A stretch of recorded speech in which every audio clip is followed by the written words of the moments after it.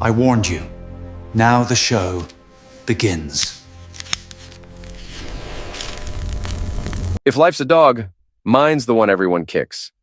That's what I was thinking as I crouched under my kitchen sink at 11:30 on a Tuesday night, wrestling with a pipe that had been dripping for 3 weeks.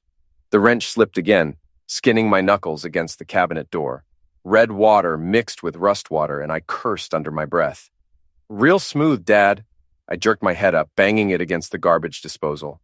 My 17-year-old daughter, Lila, stood in the doorway, arms crossed, wearing that expression she'd perfected, half pity, half disgust. She looked exactly like her mother at that age, before Erica discovered that being married to a small-town contractor wasn't quite the fairy tale she'd imagined. "Shouldn't you be asleep?" I wiped my hands on an old rag, tasting copper where I'd bitten my tongue. "Shouldn't you hire a real plumber?" Lila shot back. "Oh, wait, that would require admitting you can't fix everything yourself." I stood up, my knees protesting. 44 years old, and my body was keeping score of every job site, every boxing match, every night spent fixing what was broken instead of sleeping. "What do you want, Lila?" She studied me for a long moment, and something shifted in her expression. The teenage snark faded, replaced by something that looked almost like concern. "You know Mom's not really saving dogs, right?" My hand froze on the wrench. "What's that supposed to mean?" "She's saving herself from you." Lila's voice was quiet now, almost gentle. "Dad, when's the last time you actually looked at her? I mean, really looked?" I wanted to laugh, but the sound stuck in my throat. When had I last looked at Erica? Really looked. This morning, she'd rushed out of the house before I'd finished my coffee, mumbling something about an early shift at the animal shelter. Last night, she'd come home smelling like industrial disinfectant and something else I couldn't place, something musky and unfamiliar. "She's volunteering," I said, but even to my own ears, it sounded weak. "The Paws and Claws Rescue. She's been helping there for months." Lila's laugh was sharp, bitter, too old for her face. "Yeah, Dad, she's helping someone, all right." The pipe chose that moment to give up entirely, sending a spray of rust-colored water across the kitchen floor. I dove back under the sink, grateful for the excuse to hide my face. My hands shook as I fumbled with the shutoff valve. "You should surprise her sometime," Lila said. "Show up at the shelter. See what kind of rescuing she's really doing?" When I crawled out from under the sink, she was gone.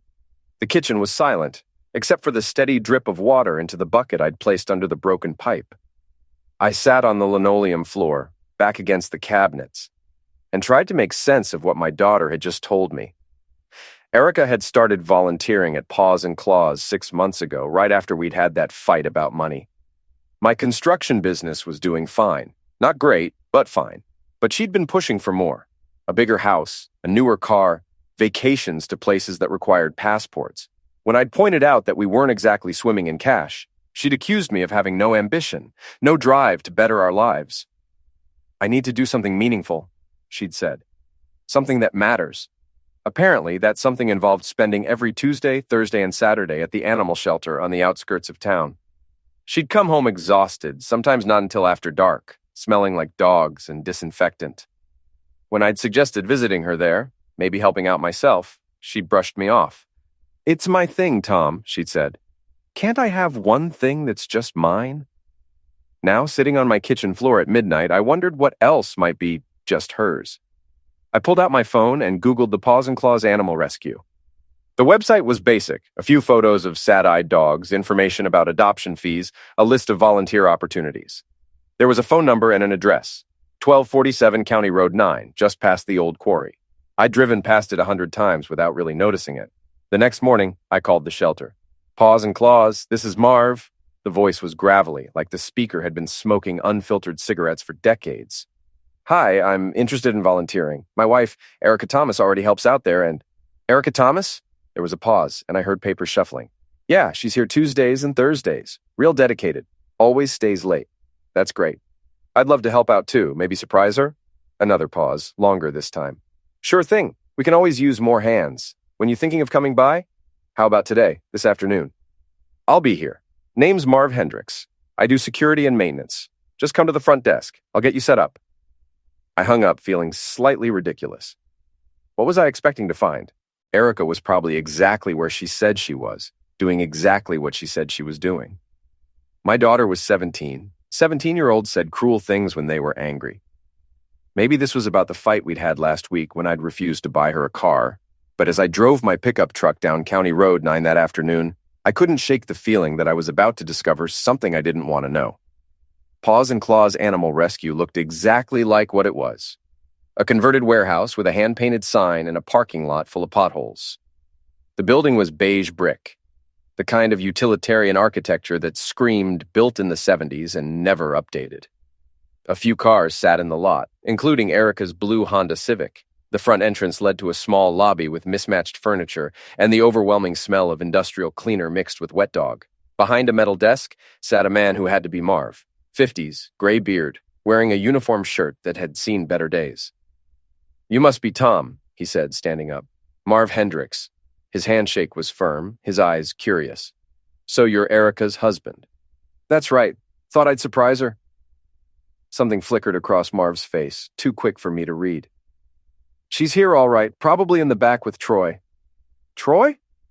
"Troy Kellerman. He does a little bit of everything. Feeding, cleaning, basic medical care. He's got some veterinary training." Marv's tone was carefully neutral. "Real dedicated, like your wife.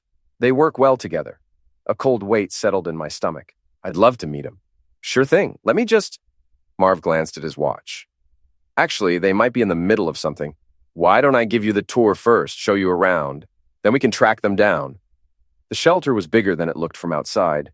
Rows of kennels housed dogs of every size and description, from tiny terriers to massive pit bull mixes. The noise was overwhelming. Barking, whining, the occasional howl. Volunteers moved between the kennels, filling water bowls and dispensing treats. "We've got about 60 dogs right now," Marv explained as we walked. "Always more coming in. Erica's been a real asset. She's got away with the difficult ones."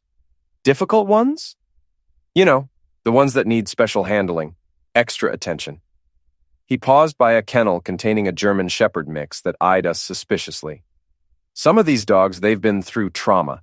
They need someone who understands what they're going through." We continued the tour, past the medical area, the grooming station, the volunteer break room. At the back of the building, Marv stopped in front of a door marked Room 304 Storage. "What's in there?" I asked. "Oh, just supplies mostly. Cleaning equipment, extra food, that kind of thing." But Marv's eyes didn't quite meet mine. "Your wife and Troy, they're probably in the exercise yard. That's outside. Around back." We walked through a rear exit into a fenced area where several dogs ran freely. I spotted Erica immediately. She was kneeling next to a small brown mutt, scratching behind its ears, and talking in the baby voice she used with animals. She looked happy, relaxed in a way I hadn't seen in months. She also wasn't alone. The man next to her was younger than me, maybe 35, with the kind of lean build that suggested he spent more time with animals than people. His dark hair was too long, and he had a scraggly beard that didn't quite hide a weak chin. He was watching Erica with an intensity that made my skin crawl. "That's Troy," Marv said quietly. As I watched, Troy said something that made Erica laugh. She looked up at him, and even from 50 feet away, I could see the expression on her face. It was the same look she'd given me 15 years ago when we were dating, when I thought I was the funniest, smartest, most interesting man in the world. "Maybe we should go back inside," Marv suggested. "Give them some space." But I couldn't move. I stood there watching my wife flirt with another man, watching him respond with the kind of eager attention that reminded me of the dogs in the kennels, desperate, grateful, willing to do anything for a scrap of affection. That's when I noticed Troy was wearing a collar. Not a regular collar. This was leather with metal studs, the kind you might see on a large dog.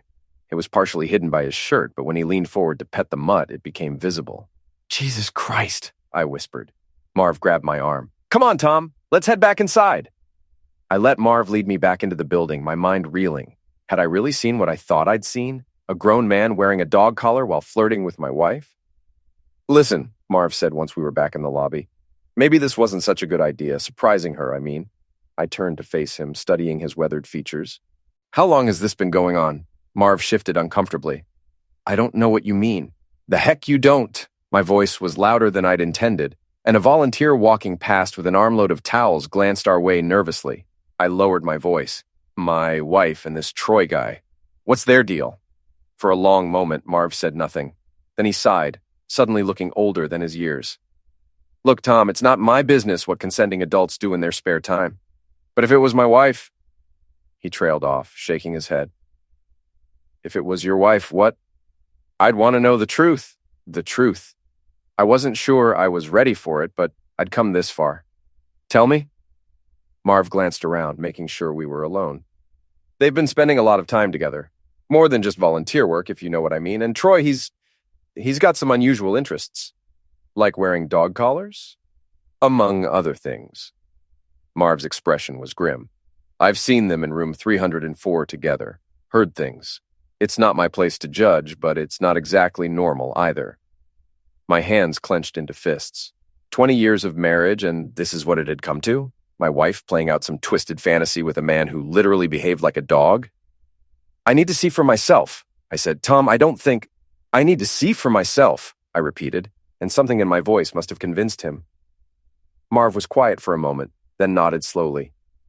There's a security system. Cameras in most of the rooms, not room 304, but in the hallway outside. I could show you the footage from last week. Do it. He led me to a small office behind the front desk. The security monitor showed feeds from a dozen different cameras throughout the building. Marv pulled up archived footage from the previous Thursday, fast-forwarding until two figures appeared in the hallway outside room 304. Erica and Troy. Even in the grainy black and white footage, their body language was unmistakable.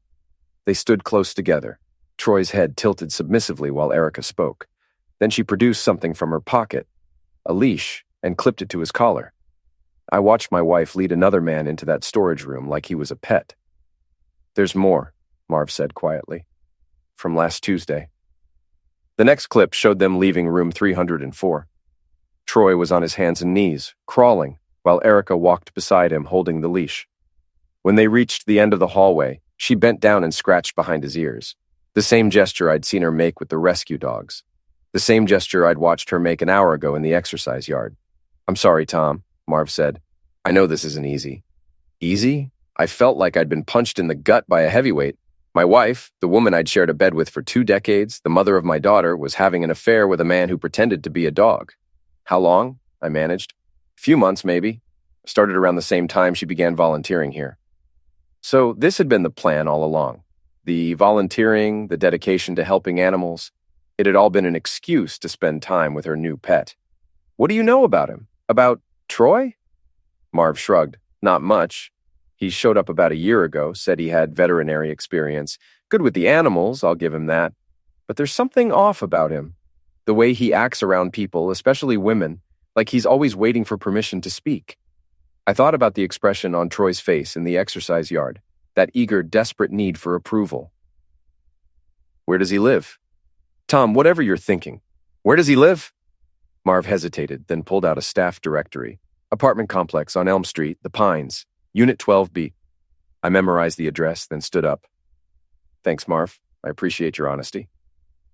What are you going to do? Good question. What was I going to do? Confront Erica? Confront Troy? Pretend I'd never seen the footage and try to go on with my life? I'm going to think about it, I said. But as I walked back to my truck, I already knew what I was going to do. I was going to find out everything I could about Troy Kellerman and his relationship with my wife. And then I was going to decide how much pain they deserved for what they'd done to my family. The Pines apartment complex was exactly as depressing as its name suggested. A collection of 2-story buildings arranged around a parking lot full of potholes and broken glass. Unit 12B was on the ground floor with a view of the dumpsters. I didn't knock. Instead, I walked around the building looking for windows. The apartment's bedroom window faced the back parking lot, and the blinds were only partially closed. I could see inside clearly. The place was a mess. Clothes everywhere, empty pizza boxes stacked on a card table, and dog toys scattered across the floor. Lots of dog toys. Squeaky toys, rope toys, tennis balls, even a few that looked suspiciously like the ones I'd seen at the animal shelter. But it was the bedroom that really caught my attention. There was a dog bed on the floor next to the human bed. A large dog bed, big enough for a person. Next to it was a food bowl, stainless steel, the kind used for large breeds. And hanging on the wall was a collection of collars and leashes. My phone buzzed, a text from Erica. Working late tonight, don't wait up. Working late, right. I took photos of everything I could see through the window, then walked back to my truck. As I drove home, I tried to process what I'd learned. My wife was having an affair with a man who lived like a dog. She was leading him around on a leash, making him crawl on the floor, treating him like a pet. The worst part wasn't the betrayal. It was the humiliation. If this got out, if people in town found out, I'd be the laughingstock of the county. Tom Thomas, the contractor whose wife left him for a human dog. By the time I pulled into my driveway, the hurt had transformed into something else, something colder and more focused. Anger. I didn't sleep that night. Instead, I sat in my workshop staring at the photos on my phone and trying to figure out my next move. Part of me wanted to drive back to the shelter, drag Troy outside and beat the heck out of him. But that would be stupid. Assault charges. Probably a restraining order, definitely a messy divorce where I'd look like the bad guy. No, if I was going to handle this, I needed to be smart about it. Around 3 a.m, I heard Erica's car in the driveway. She slipped into the house quietly, trying not to wake anyone. I listened to her footsteps on the stairs, heard the bathroom door close, the shower running. Washing off the smell of her pet, no doubt.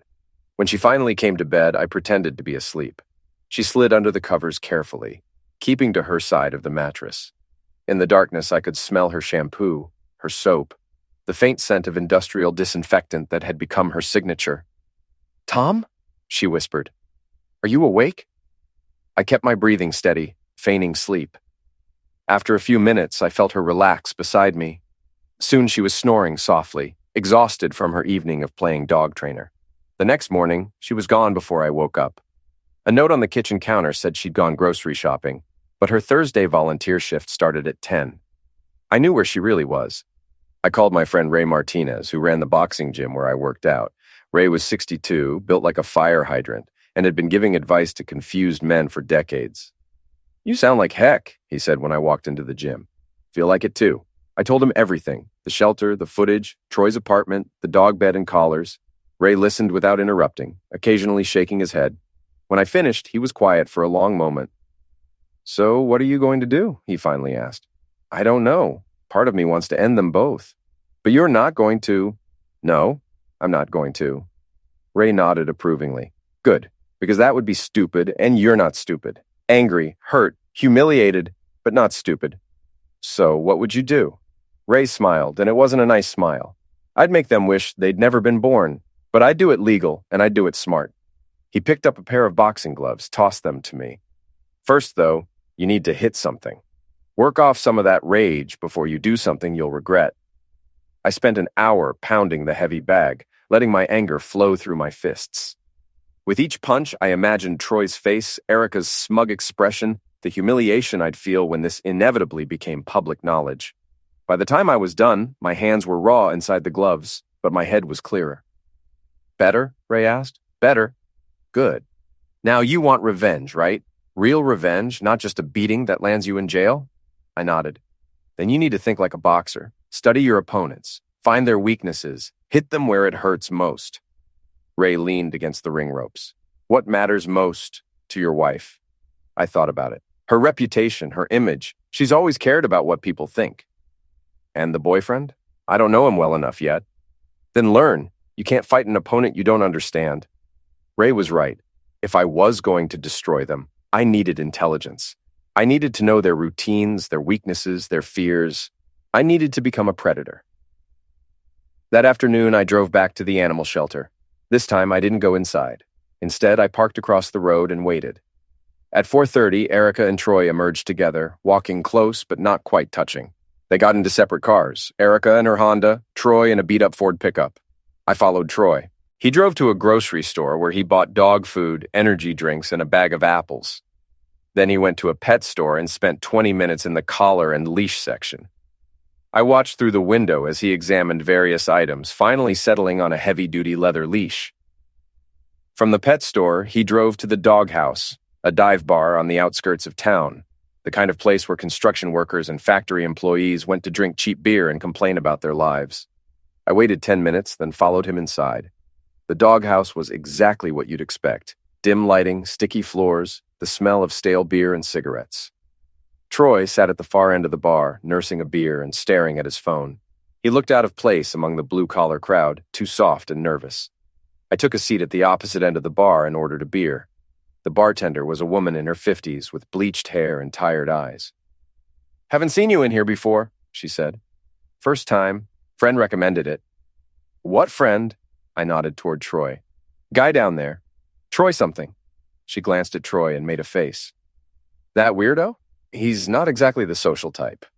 Comes in here a couple times a week, sits by himself, doesn't talk to anybody."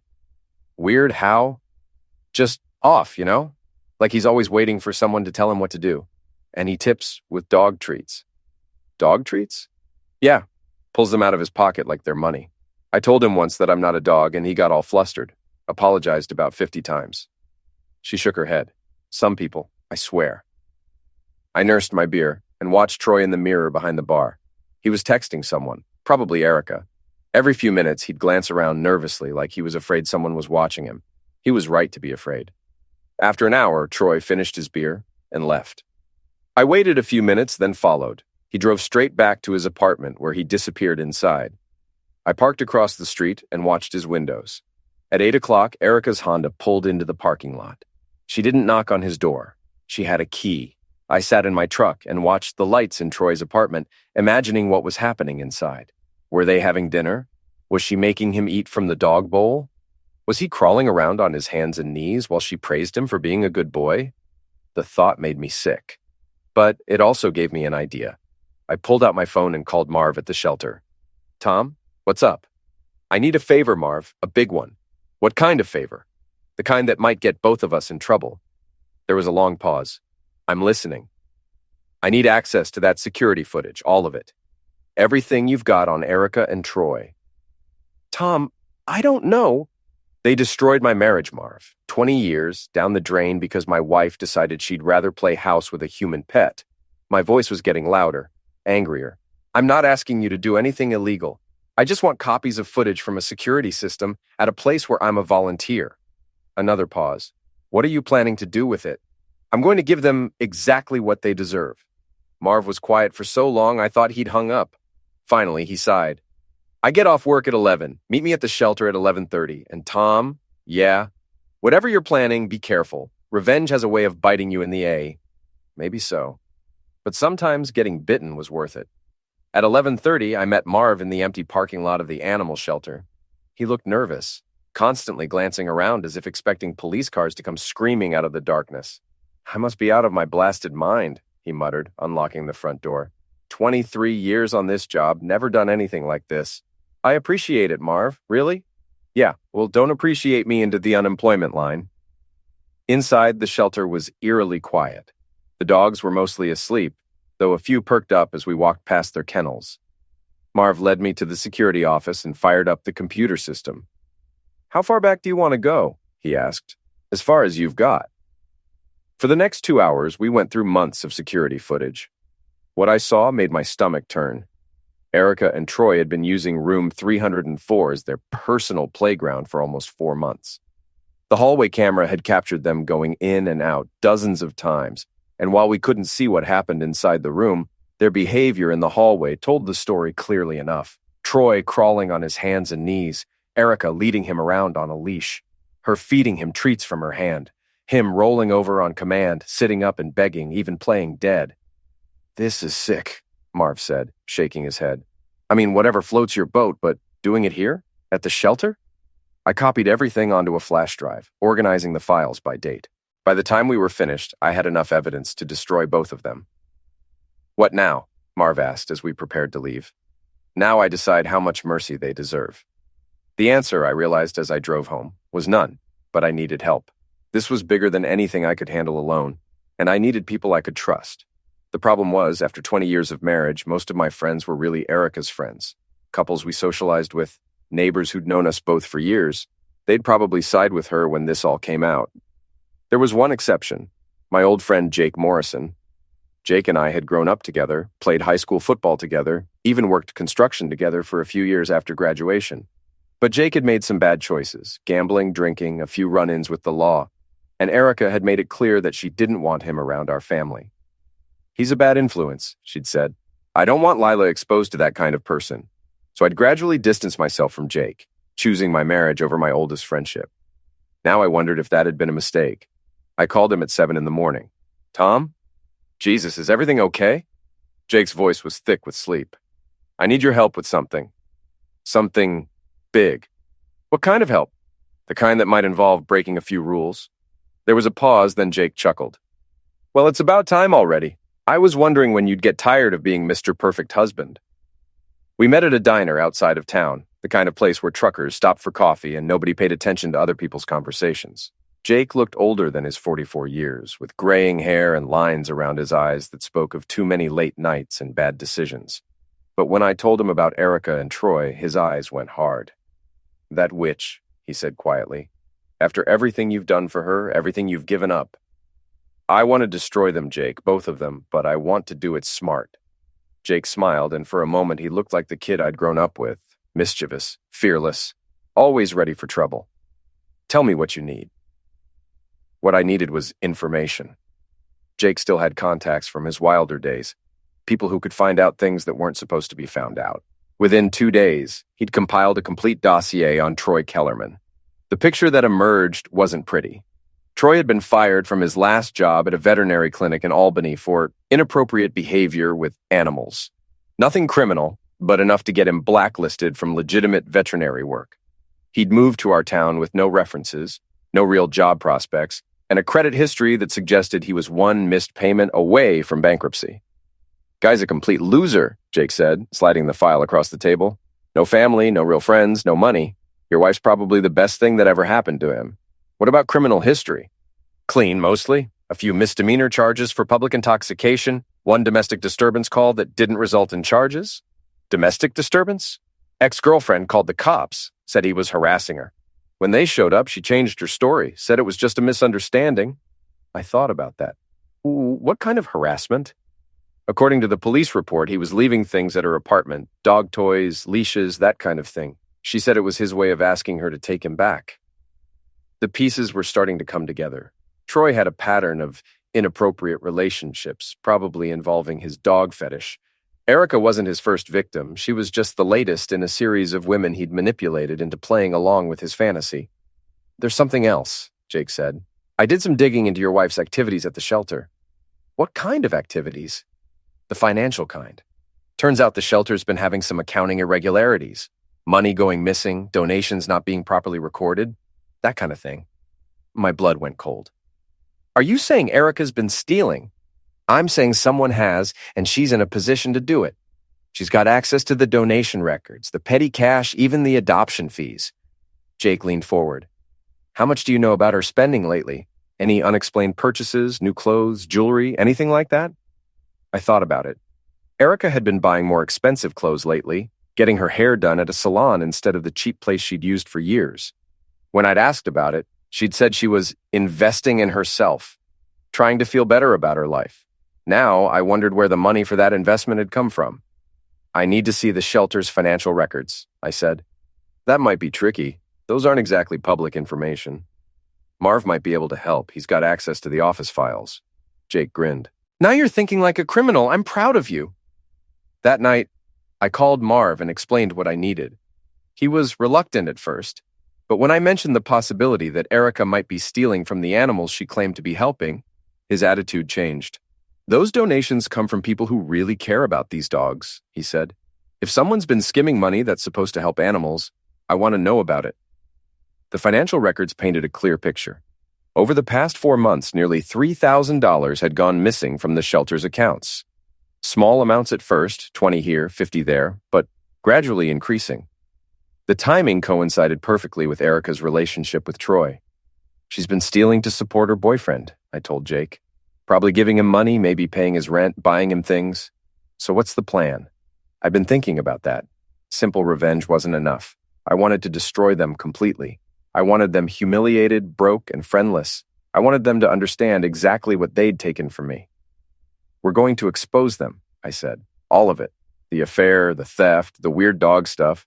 We're going to make sure everyone in town knows exactly who they really are. How?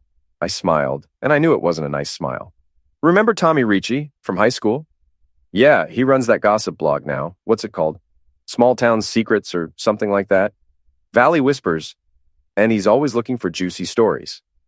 Jake's grin matched mine. Oh, This is going to be good. Tommy Ritchie had been the class gossip in high school, the kid who always knew who was dating whom, who was failing what class, who was in trouble with their parents. Now he ran a popular local blog that specialized in small-town drama, affairs, business scandals, local politics gone wrong. I'd always thought Tommy was a sleazy little parasite. Now I was grateful for his existence. We met Tommy at his office, which was really just his apartment above a pizza shop. He was still small and weaselly, with thinning hair and the pale complexion of someone who spent too much time indoors. "Tom Thomas," he said, shaking my hand with obvious excitement. "I heard through the grapevine that you might have something interesting for me." "Depends on your definition of interesting." I laid out the whole story: the affair, the security footage, Troy's history, the missing money from the shelter. Tommy's eyes got wider with each detail. "Holy crap," he breathed. "This is huge. The wife of a respected local businessman having an affair with a guy who thinks he's a dog, and they're stealing from an animal charity?" He was already typing notes on his laptop. "When can I see the footage?" "Soon, but I want your word that you'll protect your source." "Of course. This is exactly the kind of story that made my blog famous." Within a week, Tommy had put together a comprehensive exposé. He'd verified the financial irregularities independently, gotten quotes from other shelter volunteers about Erica and Troy's suspicious behavior, and even managed to track down Troy's ex-girlfriend in Albany. "She was happy to talk," Tommy told me. "Apparently she's been waiting for someone to expose him for years." The story went live on a Tuesday morning. By noon, it had been shared hundreds of times on social media. By evening, it was the talk of the town. The headline read, "Local woman's affair involves stolen money and bizarre animal roleplay." Tommy had included everything: photos of Troy's apartment, excerpts from the police report about his harassment of his ex-girlfriend, financial records showing the missing money, and carefully edited clips from the security footage that showed Troy crawling on his hands and knees while Erica led him around on a leash. The reaction was swift and brutal. Erica was fired from the shelter within hours of the story breaking. Troy simply disappeared. His apartment was empty by Wednesday morning, his truck gone, no forwarding address. But Erica couldn't run. She had a house, a family, a life that couldn't be abandoned overnight. She came home Wednesday evening looking like she'd aged 10 years in 2 days. Her face was pale, her eyes red from crying. She found me in the kitchen making dinner as if nothing had happened. "We need to talk," she said. I looked up from the stove, letting my expression show just enough surprise. "About what?" "Don't play dumb, Tom. I know you did this." "Did what? The blog post? The security footage? All of it?" Her voice was shaking with rage and humiliation. "You destroyed my life." I set down the wooden spoon I'd been using to stir the pasta sauce and turned to face her fully. "No, Erica, you destroyed your life. I just made sure everyone knew about it." For a moment, I thought she might hit me. Her hands clenched into fists, her face flushed with anger. But then the fight went out of her, replaced by something that looked like desperation. "What do you want?" she asked. "Money? The house? I'll give you whatever you want if you just make this stop." "I don't want your money, Erica. I don't want the house." I stepped closer, close enough that I could smell her fear. "I want you to understand what you took from me. 20 years of marriage, 20 years of trust, 20 years of believing that you loved me. You threw it all away for a man who crawls around on his hands and knees and eats from a dog bowl." Tears started running down her cheeks. "It wasn't supposed to happen like this. It just happened." "Nothing just happens, Erica. You made choices. You chose to lie to me, to steal money, to humiliate our family. Now you get to live with the consequences." She wiped her eyes with the back of her hand, smearing her mascara. "What about Lila? She's getting texts, phone calls, people at school are talking about her mother. You're destroying her life too." That hit harder than I'd expected. I'd been so focused on revenge that I hadn't fully considered how this would affect my daughter. But it was too late to stop now. "Lila's strong," I said. "She'll survive this. And maybe she'll learn something about the consequences of betrayal." Erica stared at me for a long moment, and I saw something change in her expression. The desperation was replaced by something colder, more calculating. "You think you've won," she said quietly. "You think you've destroyed me, but this isn't over, Tom. Not by a long shot." She turned and walked out of the kitchen. A few minutes later, I heard the front door slam. I should have been more concerned about her threat. I should have realized that a cornered animal is always dangerous.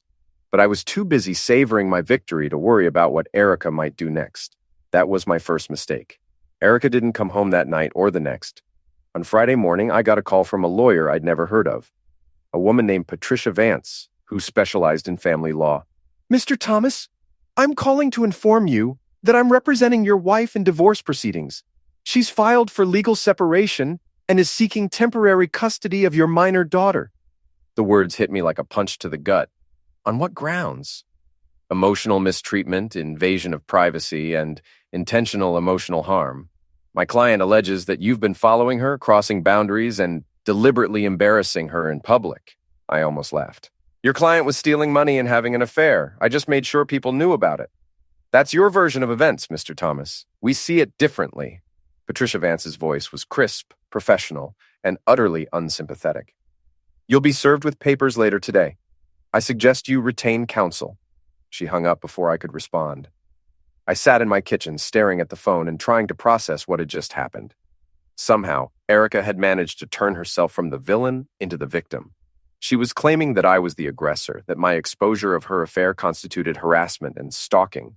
The worst part was, she might be right from a legal standpoint. I had violated her privacy, had deliberately humiliated her, had essentially destroyed her reputation and career. The fact that she deserved it might not matter in court. I called Jake. "She's trying to take Lila," I said without preamble. "What?" I explained about the lawyer, the separation filing, the custody claim. Jake listened without interrupting, occasionally cursing under his breath. "Okay," he said when I finished. "This is bad, but it's not hopeless. You need a lawyer, and you need one fast. Any suggestions?" "Yeah. Remember Sarah Chen from high school? She's a family lawyer now, and she's good. More importantly, she doesn't like bullies, and that's what your wife is. A bully trying to use the legal system to cover up her own crimes." Sarah Chen had been valedictorian of our graduating class, the kind of student who made everyone else feel stupid just by existing. Now she was a partner in a small law firm that specialized in family and criminal law. Her office was in a converted Victorian house downtown, all polished wood and leather-bound law books. Sarah herself looked exactly like I'd expected, perfectly professional, with the kind of confidence that came from being smarter than everyone else in the room. "Tom Thomas," she said, shaking my hand. "I have to admit I've been following your situation with interest." "Following it?" "The blog post about your wife's affair. It's been the talk of the legal community."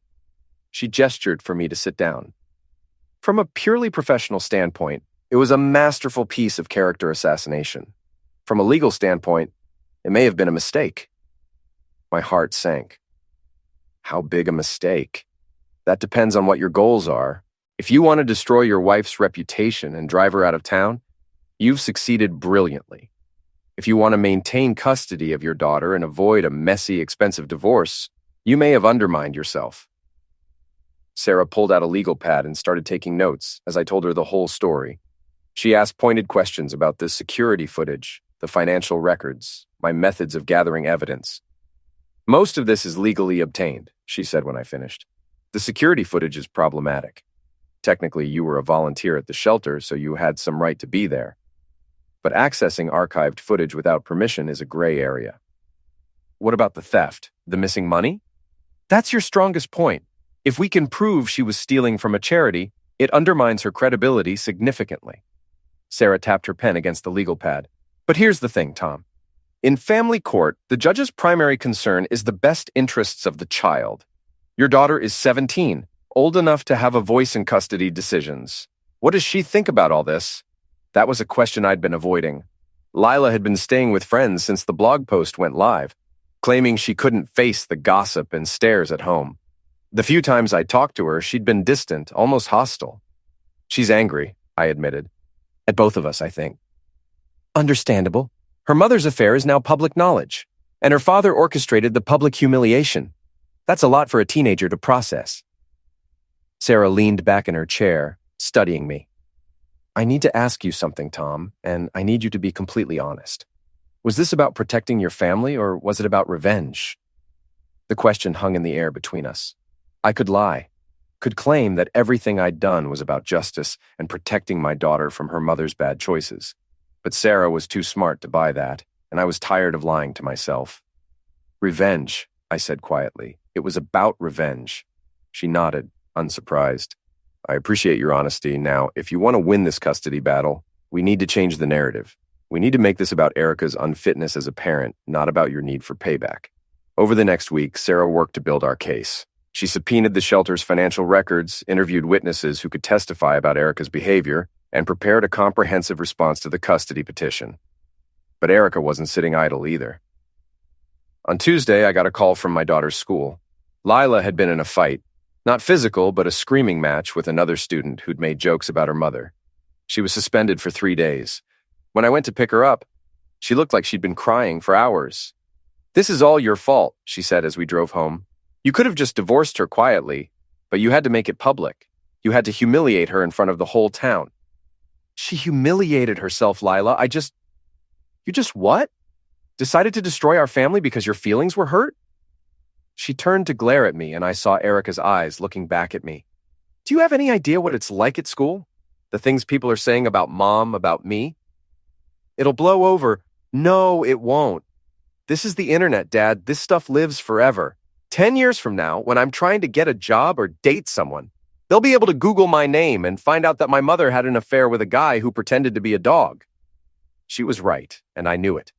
In my quest for revenge, I'd damaged my daughter's future as much as Erica's. "I'm sorry," I said, and I meant it. "Sorry doesn't fix anything." Lila's voice was flat, emotionless.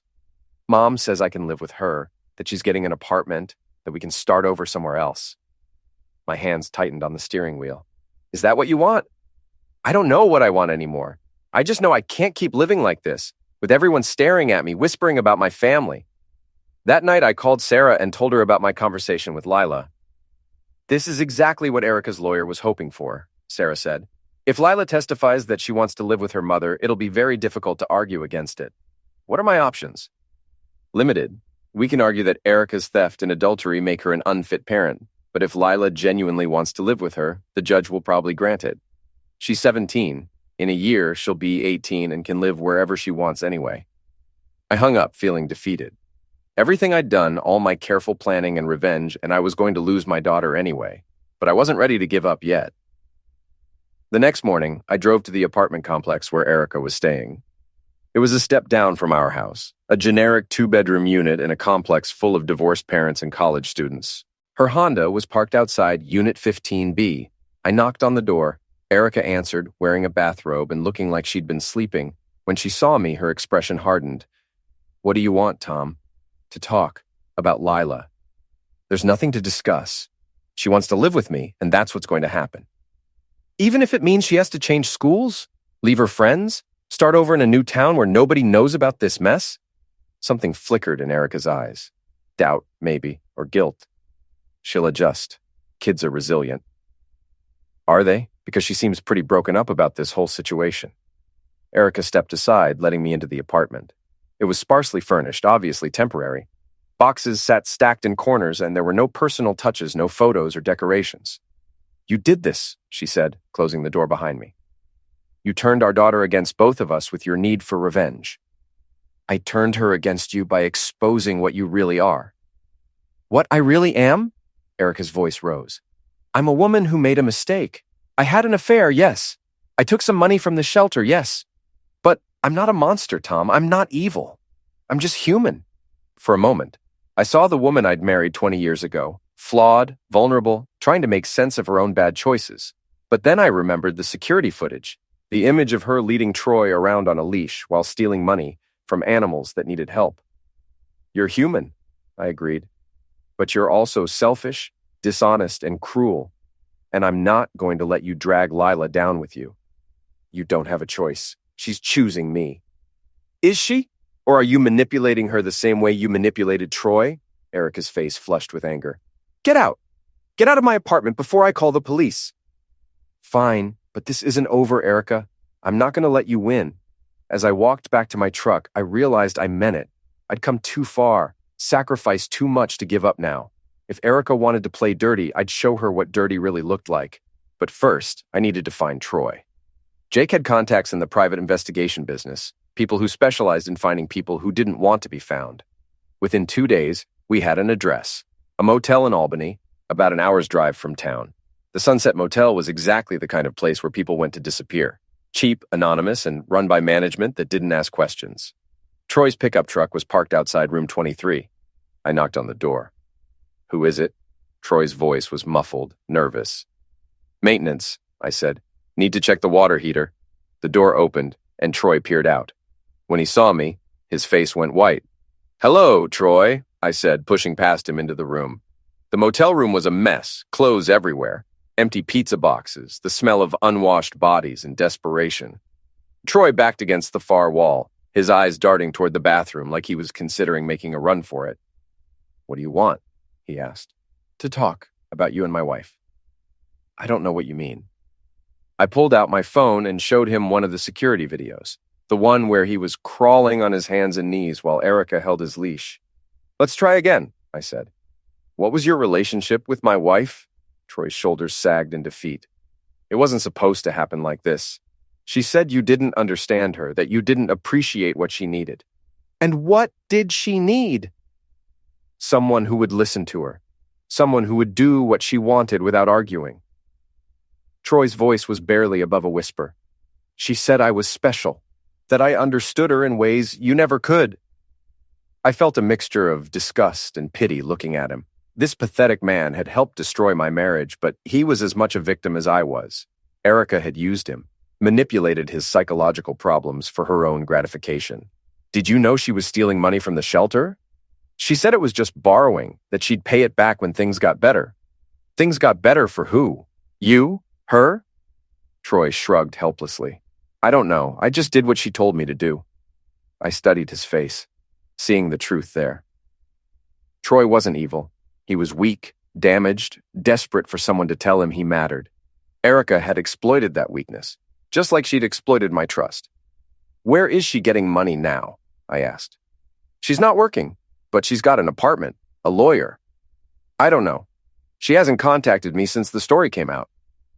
I believed him. Erica had thrown him away as soon as he became a liability, just like she was trying to do with me. "Troy," I said, "I'm going to make you an offer. Help me, and I'll help you." "Help you what?" "Stop Erica from taking my daughter, testify about what really happened at the shelter, about the money she stole, about how she manipulated you." Troy shook his head frantically. "I can't. She'll destroy me." "She's already destroyed you. Look at yourself. You're living in a motel, hiding from the world, afraid to show your face in public." I stepped closer. "But if you help me, I'll make sure you get a fresh start. New town, new identity, enough money to get back on your feet." "You'd do that. I'd do that." Troy was quiet for a long moment, staring at the floor. When he looked up, there was something different in his eyes. Not hope, exactly, but maybe the possibility of hope. "What would I have to do?" I smiled. "Just tell the truth." The custody hearing was scheduled for the following Friday. Sarah had prepared our case meticulously, but she warned me that it would be an uphill battle. "Erica's lawyer is good," she said. "She's going to paint you as a vindictive husband who destroyed his wife's life out of spite. The fact that Lila wants to live with her mother only strengthens their case."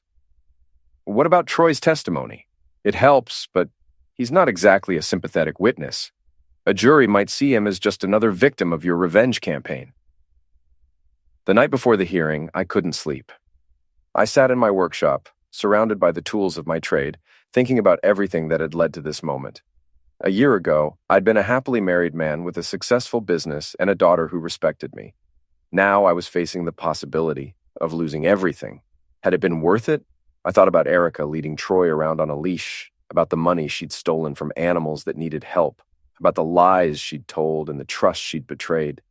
I thought about the humiliation I'd felt, the rage that had consumed me, the need for revenge that had driven every decision I'd made.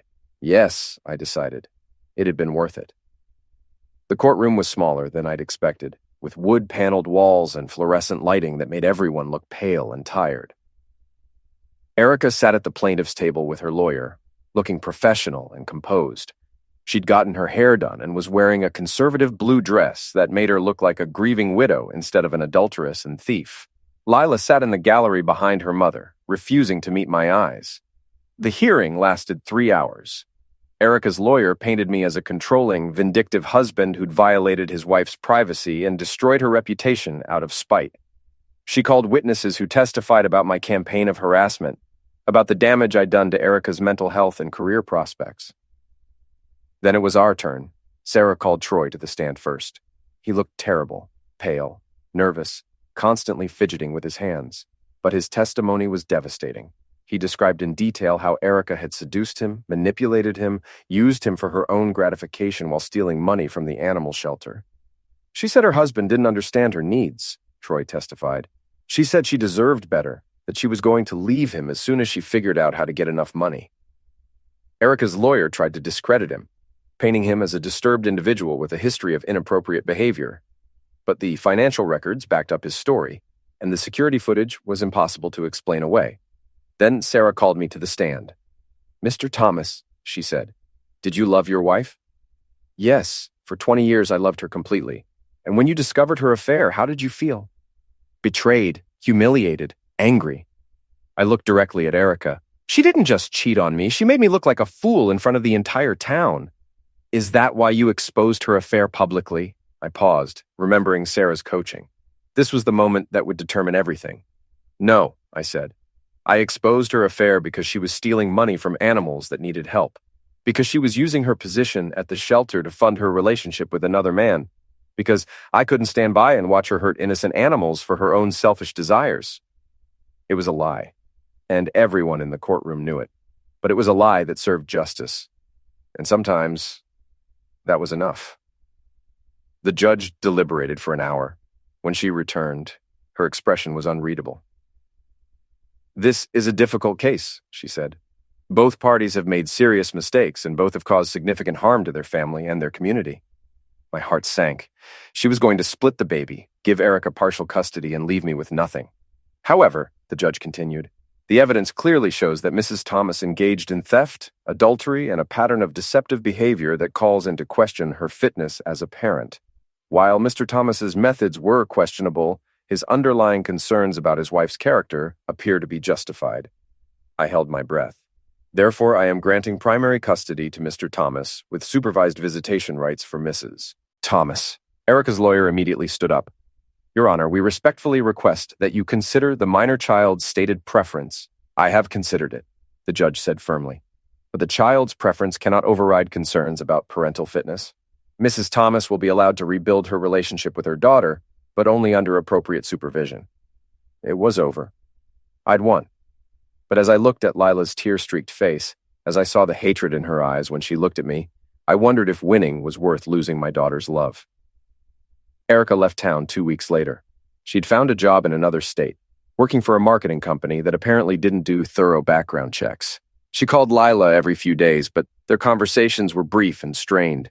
Troy disappeared entirely. I'd kept my promise, giving him enough money to start over somewhere else. I never heard from him again. Lila moved back home, but she barely spoke to me. She spent most of her time in her room or at friends' houses, counting down the days until her 18th birthday when she could leave and never come back. One evening, about a month after the custody hearing, she found me in my workshop. "I know what you did," she said. I looked up from the cabinet I was refinishing. "What do you mean?" "The testimony, the stuff about caring about the animals." She leaned against the workbench, studying me with eyes that were far too old for her face. "You didn't expose Mom because she was stealing from the shelter. You exposed her because she humiliated you, and you wanted revenge. There was no point in lying anymore." "You're right. So, everything you said in court about protecting innocent animals and serving justice, that was all BS." "Yes." Lila nodded, unsurprised. "At least you're honest about it now." We stood in silence for a moment, the weight of everything that had happened hanging between us. "Do you regret it?" she asked finally. I thought about it, really thought about it. Did I regret destroying Erica's life, exposing her affair, driving her out of town? Did I regret the methods I'd used, the lies I'd told, the pain I'd caused? "No," I said. "I don't regret it. Even though it cost you me?" That hit like a physical blow. "Lila, I'm 18 in 4 months, Dad. I've already applied to colleges on the other side of the country. I'm going to leave, and I'm probably never coming back. Because of what I did to your mother? Because of who you turned out to be?" She pushed away from the workbench. "I always thought you were the good guy in this family. The stable one, the one who could be trusted. But you're just as selfish and vindictive as Mom, maybe more so. because at least she didn't pretend to be something she wasn't. She started to leave, then turned back. For what it's worth, Dad, I understand why you did it. If someone betrayed me the way Mom betrayed you, I'd probably want revenge too. Her smile was sad, bitter. I guess I'm more like you than I wanted to admit. After she left, I sat alone in my workshop, surrounded by the tools and projects that had always brought me peace. But there was no peace now. Only the hollow satisfaction of a victory that had cost me everything I'd really cared about. I'd won. I'd destroyed my enemies, protected my reputation, gotten my revenge, and I'd lost my daughter in the process. Some victories, I realized, aren't worth winning, but I'd do it all again. Because sometimes being right matters more than being happy. Sometimes justice matters more than mercy. And sometimes the people who betray you deserve exactly what they get, regardless of the cost. I picked up my sandpaper and went back to work on the cabinet. It was going to be beautiful when I finished it. Smooth, perfect, built to last forever. Just like my revenge.